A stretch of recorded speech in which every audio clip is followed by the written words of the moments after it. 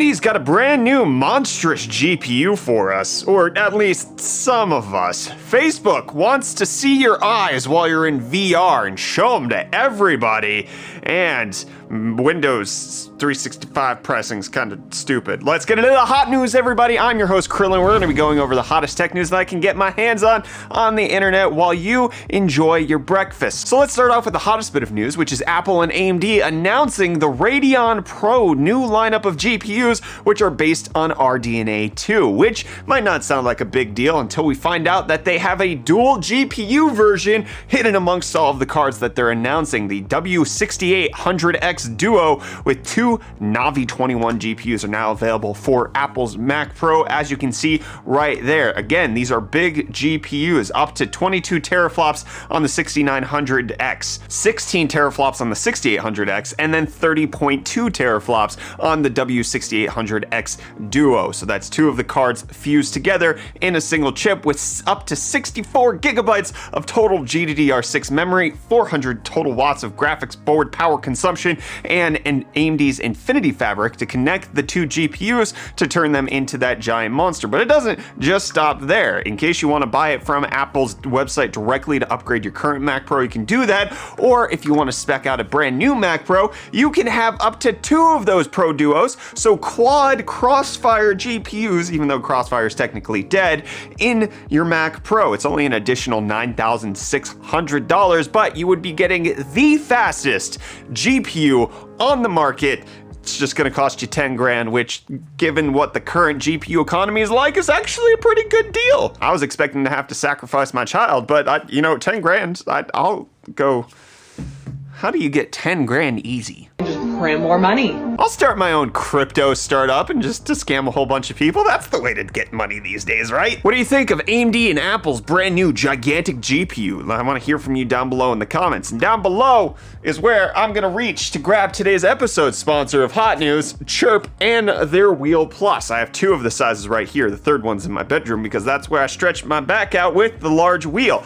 The Chirp wheel, in case you haven't heard me talk about them before, is the way that I stretch out my back, making sure that any tension that I got going on gets relieved. Any back popping that needs to happen, I could also do that as well, but it definitely helps with my back relief, trying to make sure that my muscles are stretched out along my spinal canal, thanks to Chirp's unique four-way stretch, making sure that that spinal groove gives me the stretching that I absolutely need. You have the large size, you have the medium size, and you have the deep tissue size, so that you can get whatever you want. Up to 500 pounds of support for each Chirp wheel, and it's so simple. You just flop on it with your back, and you just roll. You roll on it. That's it. You're done. It's an FDA-registered Class 1 medical device. You can purchase it with your HSA savings account because of that medical device classification. And right now, if you use the link in the video description, they have their ultimate back pain bundle sale going on right now, where you can get all three sizes of the Chirp Wheel Plus, a Chirp Wheel case, and a posture corrector for $99. So check them out at the link in the video description. Big thanks to Chirp for sponsoring today's episode of Hot News. Now let's continue on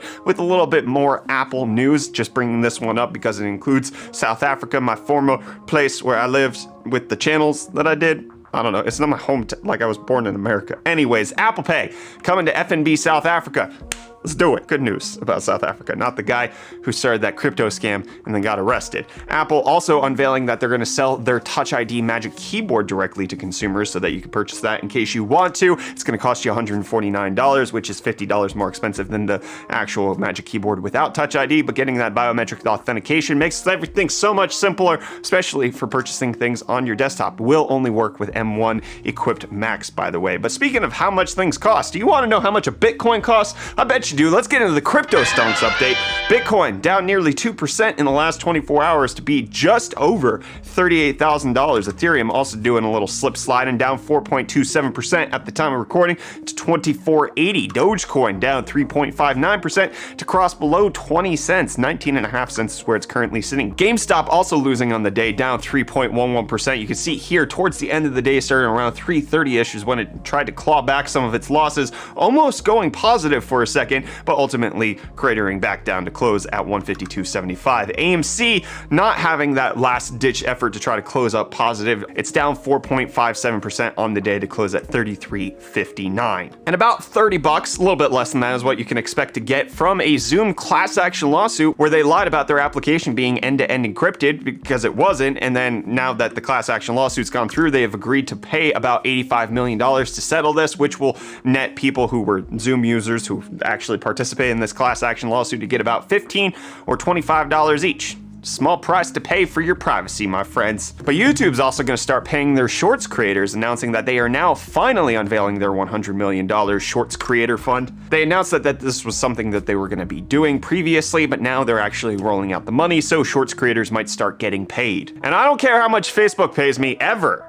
They're not getting my eyeballs, all right? But Facebook has a new patent or thing that they're working on where they want you to wear a VR headset, but then it has cameras on the inside, not for eye tracking in video games, but so that they can take your eyeballs and put them outside of the display so that other people can see your face and your eyes and everything that you're doing. You're being terrified in a horror VR game? Well, everybody's gonna see it. Reverse pass-through VR is what Facebook's research lab is calling it. A three-dimensional view of the wearer's eyes is presented to multiple outside viewers in a perspective correct manner with a prototype headset containing a world-facing light field display. No. Just no. I don't want this. I don't want people seeing my eyes. I don't want to see other people's eyes. Okay, there might be some niche application where this works, and this might work in some sort of I don't know, training thing, or for VR developers where they're trying to see where users are looking in the game. This could be used for dev purposes. Do not release this as a consumer product. I'm not gonna buy it anyways because I'm not gonna buy a Quest because you require me to log into Facebook, but that's besides the point.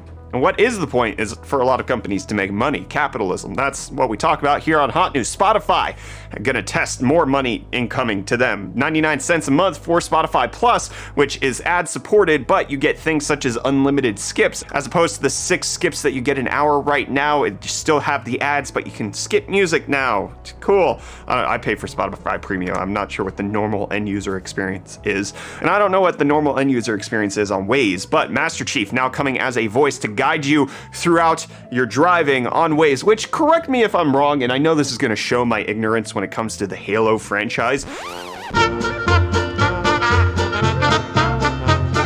but I thought, this is just me thinking out loud here, Master Chief was a silent protagonist. I had no idea he talked. Does he have a voice? Can you implement that into Waze? This is the first I'm learning that he talks. Relax. I'd rather not piss this thing off. And Microsoft might want to talk a little less about their products because they're charging weird prices for them. Microsoft unveiling the pricing of the Windows 365 service, which is what allows you to actually have Windows in the cloud, and you can use it in a whole bunch of different places. It's gonna start at $24 a month for 1 core, 2 gigabytes of RAM, 64 gigabytes of storage, running Windows 10. If you want 8 cores, 32 gigs of RAM, and 512 gig storage, that's $162 a month.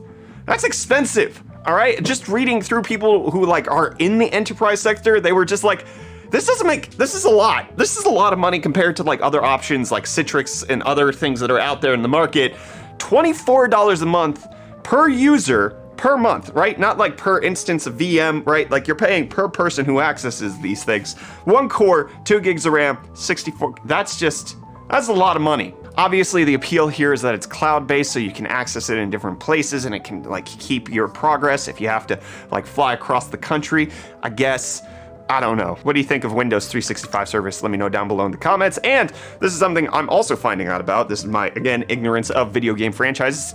Age of Empires 4 is coming out. I'm pretty sure at some point I would have covered this on Hot News, which I'm sure I have, and I'm just forgetting about it. But the beta for AoE 4 starts on Thursday, August 5th. They're gonna have a beta. Heck yeah, I'm excited for this. And a lot of people are excited for Linux. It's increasing its market share for video games on the Steam platform. You should check out yesterday's episode of Hot News where we covered that right over there. With that being said, I'll see you tomorrow for breakfast, my friends, as we cover tomorrow's Hot News. Cheers.